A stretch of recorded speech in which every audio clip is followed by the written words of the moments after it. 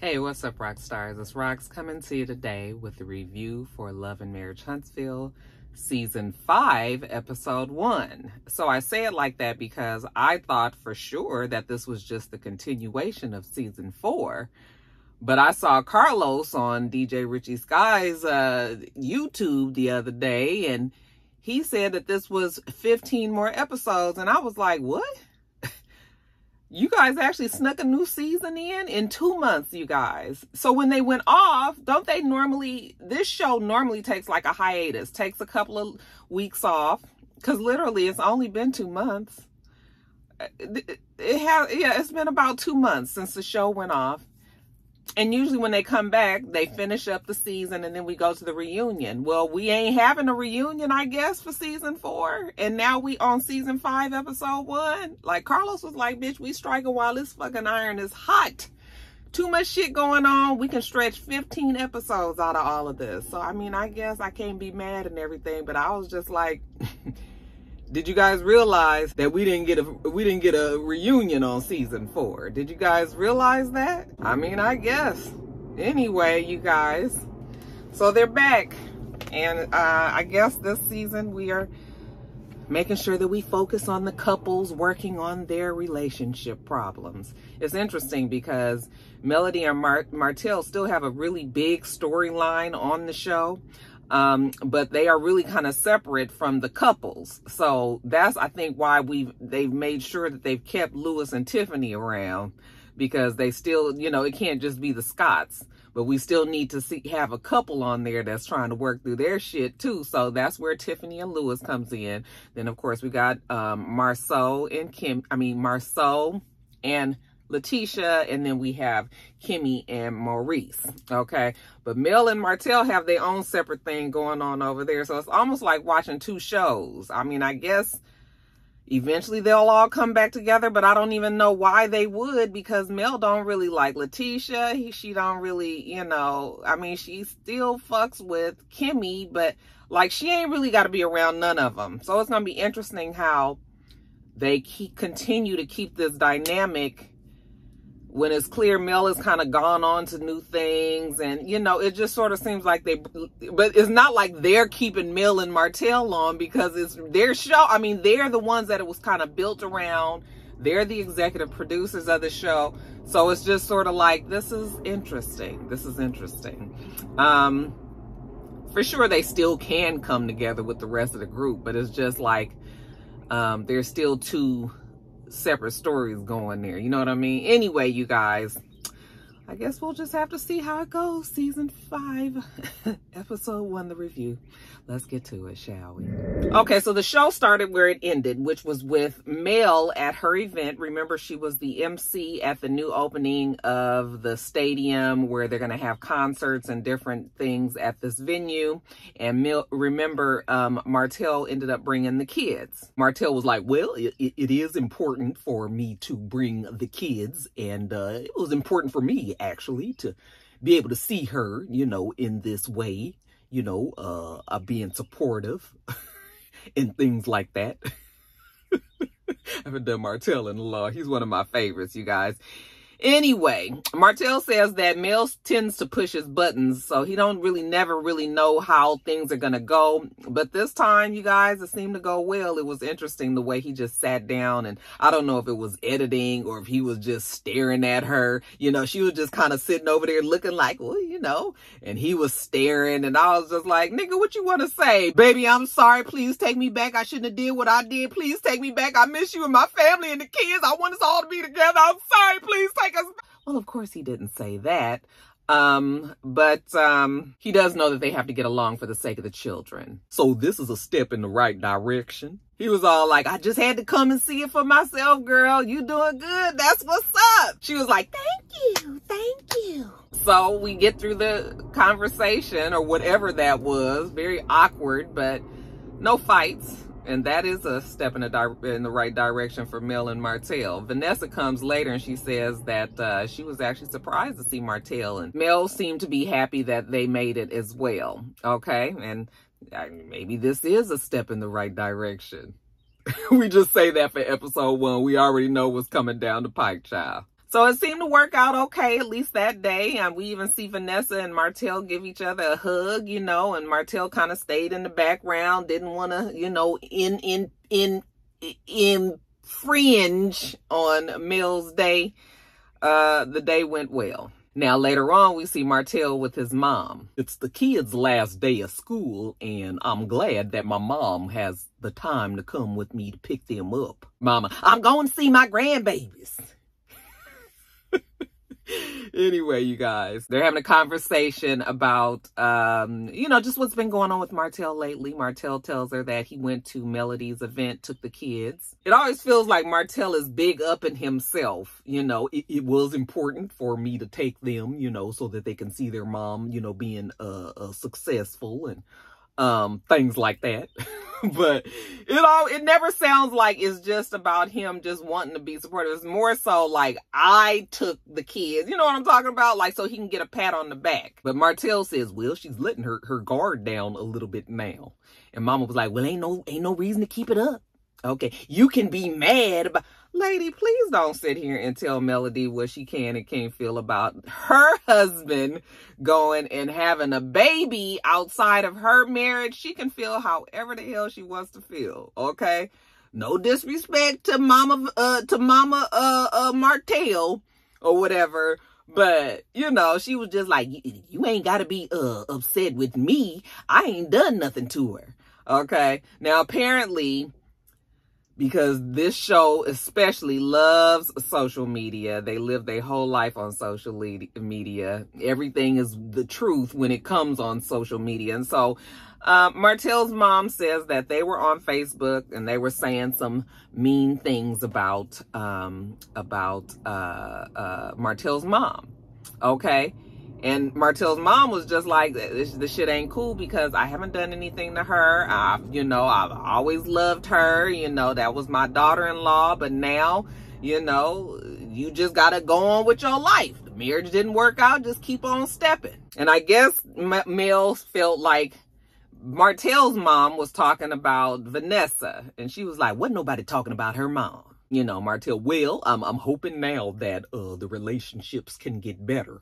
But Martell does feel like Mel and his mom need to have a sit-down conversation. She was just like, I don't wish nothing bad on her, but you don't just mistreat people. Well, if she did come to you with open, welcome arms, would you? She was just like, I wouldn't have no problem with her. It's a shame when you look at relationships, marriages that's been together for a long time, especially how much it tears like the whole family apart. I got the impression that they were all very close at one time, and now it's just all because Martell had to get him some cut.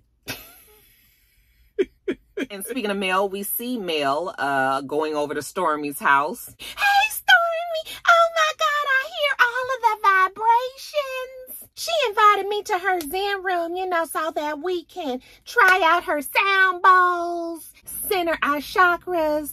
I can't wait to get in here.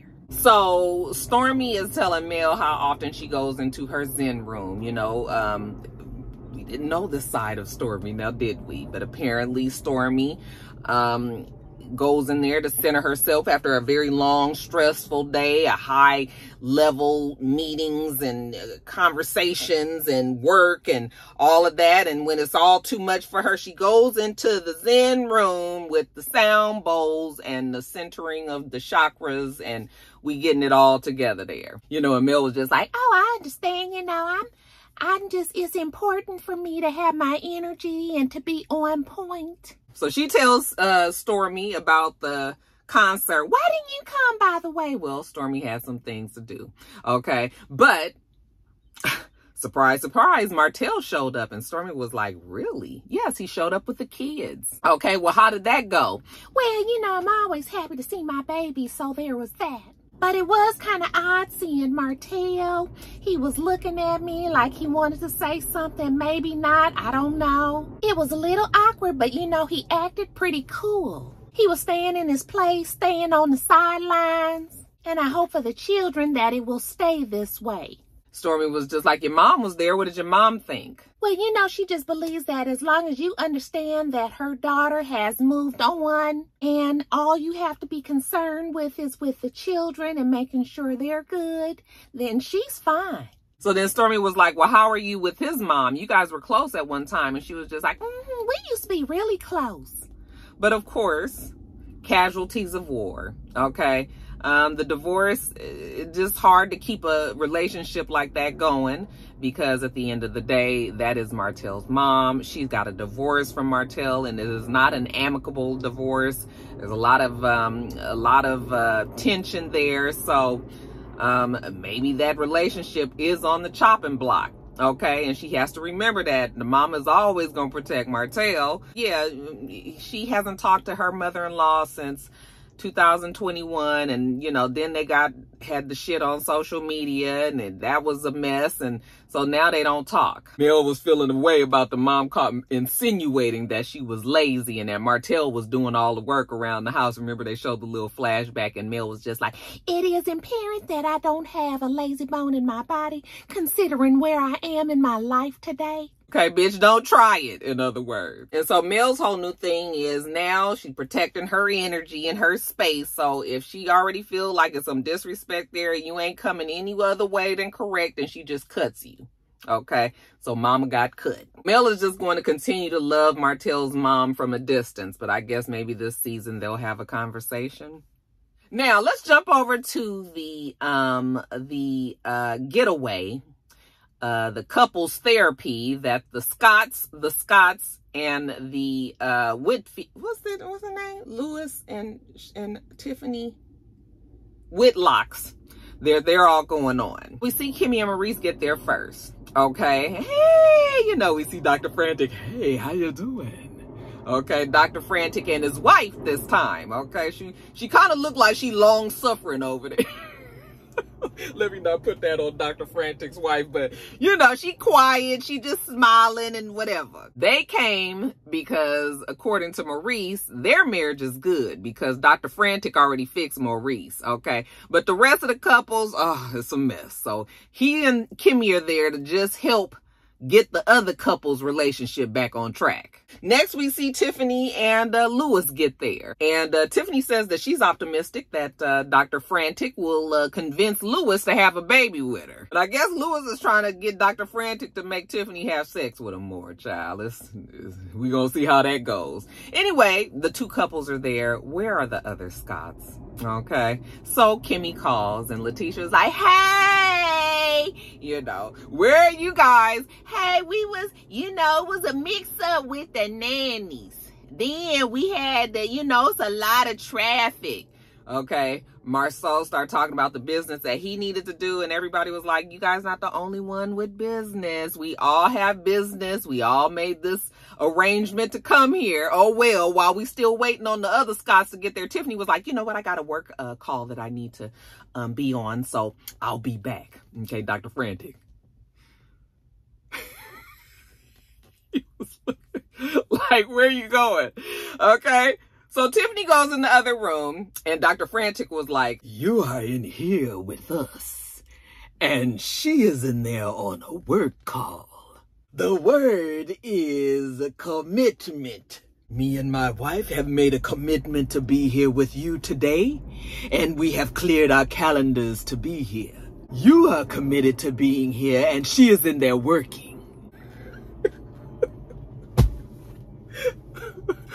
Oh, shit, Dr. Frantic be killing me.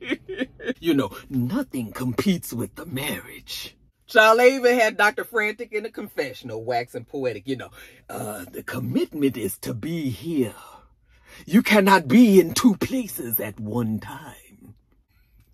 No, I guess you can't, Dr. Frantic. So he was fussing at Lewis so much, Lewis went to go try to talk to her and tell her to come back. So he comes back and he was just like, you gonna have to explain to Dr. Frantic when you get back in the room why you felt it was okay to come in here and get on the phone. She was just like, I had work to do. The Scotts, are they here yet?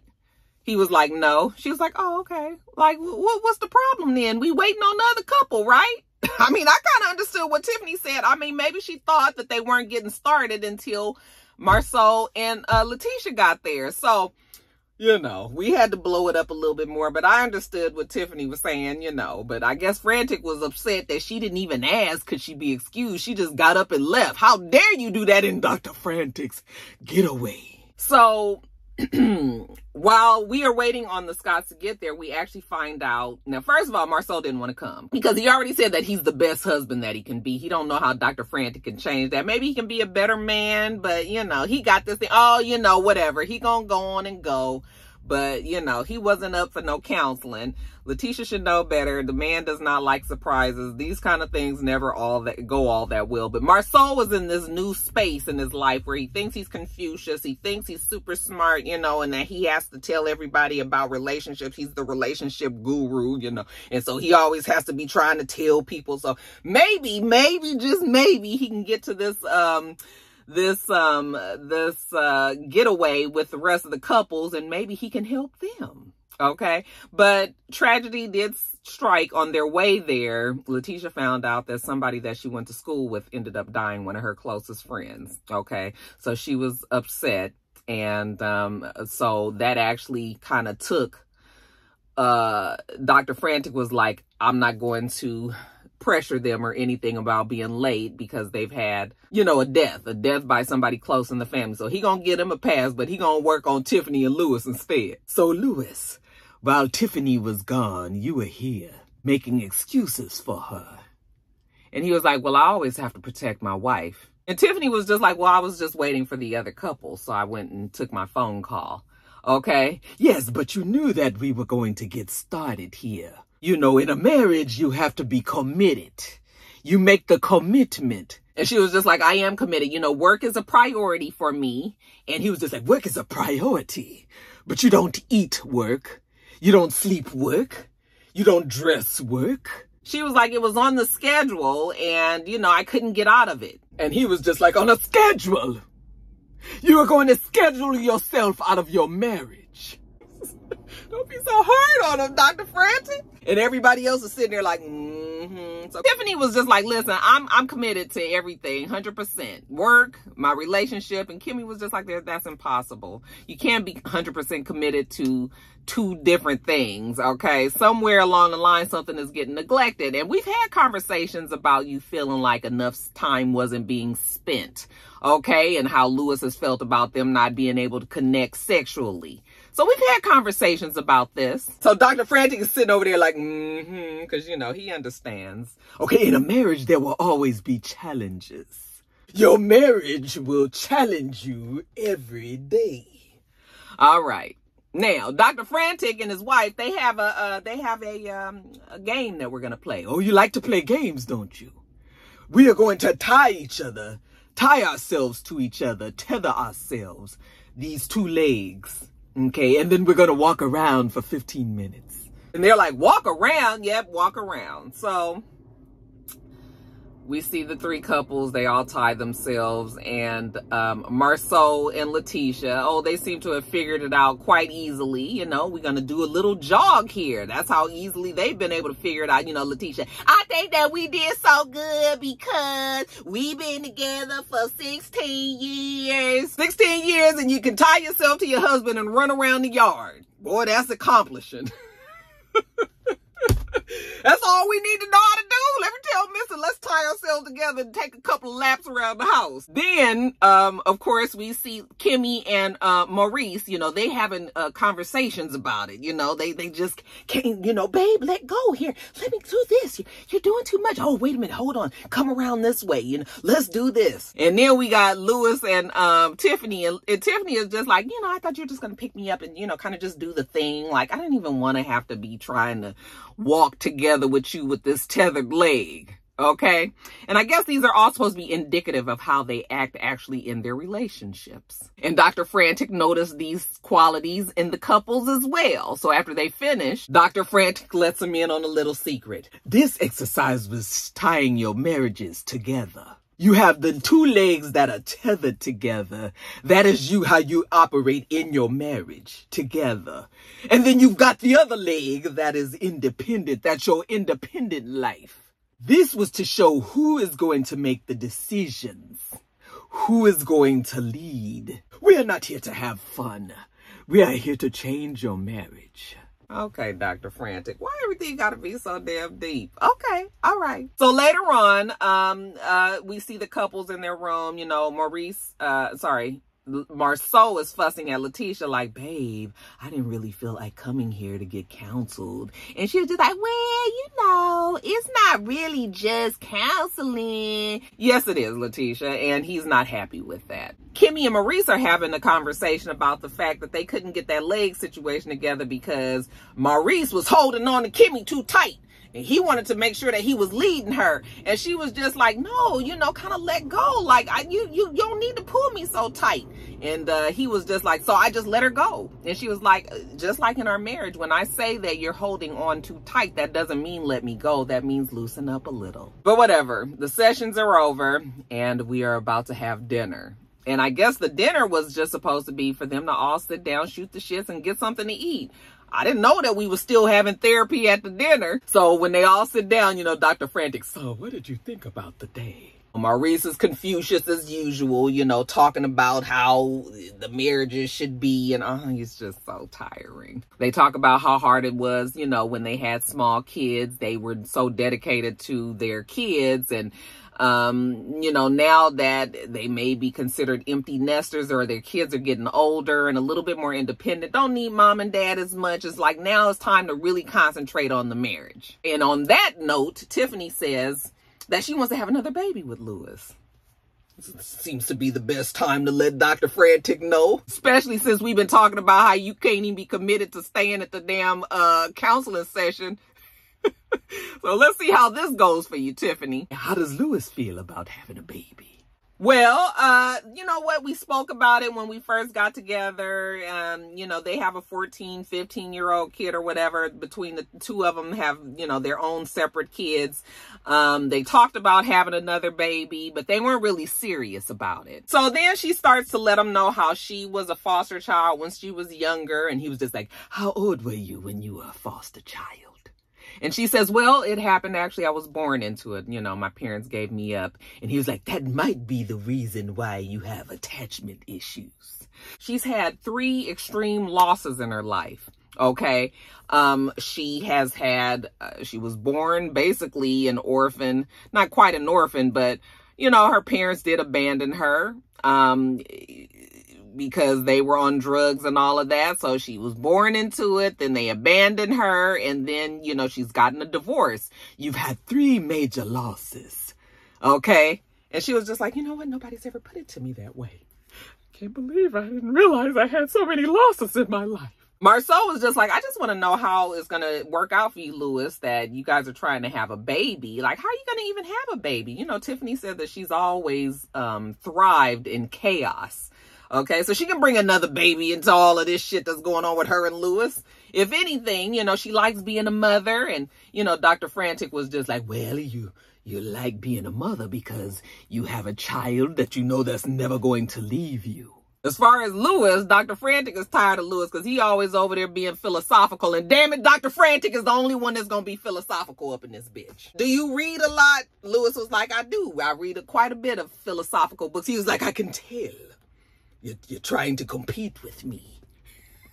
He didn't say that, but that's how he was feeling. You're always giving us philosophical situations instead of dealing with what's going on in your marriage. Louis was like, well, I mean, I can be vulnerable. I can be all of that. And then they were like, well, Kimmy was just like, it's funny because you just aren't receptive. Like as much advice and as much as you guys speak on other people's relationship, when it comes to you guys' relationship, there's like a shutdown there. So Kimmy has been feeling for a long time that they're not 100% transparent, which we've all agreed with. I have a feeling that you guys are not being 100% transparent about what's going on at your home. Tiffany was like, well, explain, what do you mean? He was like, you guys play games. And they were like, oh, so you're trying to say that our marriage is an act? Honey, you said it, not us. So, child, we gonna see. That's how the show ended. It was a cool first episode. There's gonna be a lot of drama this season. They have had quite a bit of drama on the off season. Like I said, explain to me where the 5th season got snuck in and I'm confused. Did we have a reunion? No, we didn't have no damn reunion. This was a whole new season, and now they didn't. Anyway, y'all put me up on game. Let me know what's going on there. I know you guys all follow all the drama that's going on with Love and Marriage Huntsville. I don't have the energy, but I love for you guys to just, you know, let me know what's going on in the comments, child, because I can only commit to what's happening on the show. I can't be spending my time trying to figure out Melody and Martell and Letitia and Marceau and Kimmy and Maurice and Tiffany and Lewis and all the rest of them, child. I can't. All right, you guys, let me get on off of here. Happy Sunday to everybody. I am going to edit this. I have a book club meeting later on today for all my Roxy readers, 5 o'clock. I will see you guys there. And that is that. Make sure that you rate, comment, and subscribe to the channel. I'm itsrox. The channel is itsrox. Everything else I do will be in the bottom bar. All right. So I hope that you have a wonderful, wonderful rest of your day, and I plan on doing the same. Until next time, rock stars. Bye.